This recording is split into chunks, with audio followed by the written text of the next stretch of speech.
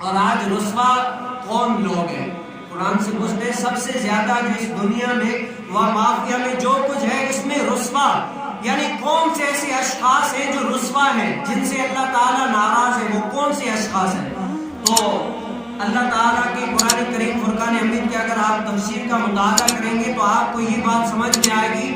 آج اگر کسی کا باپ اپنے بیٹے سے ناراض ہو نا تو لوگ بھی اس کو سمجھائیں گے کہ اگر تم نے اپنی ماں باپ کو راضی نہ کیا، ان کو منایا نہیں، تو اس دنیا میں اور اگلی دنیا میں یہاں پر بھی اور وہاں پر بھی رسوا ہو جائیں گے۔ تمہیں یہاں اور وہاں دونوں جگہ پر تمہارے لیے خرابی ہے، رسوائی ہو جائے گی۔ لیکن قرآن کس کو کہتا ہے کہ رسوا کون ہے؟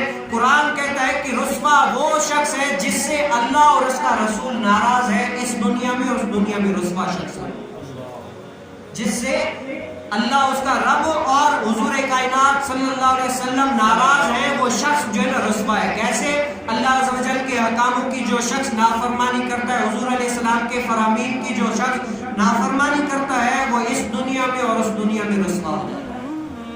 تو آج میں دیکھ لیں کہ ہم اس قاعدے کے تحت آتے ہیں یا نہیں آتے۔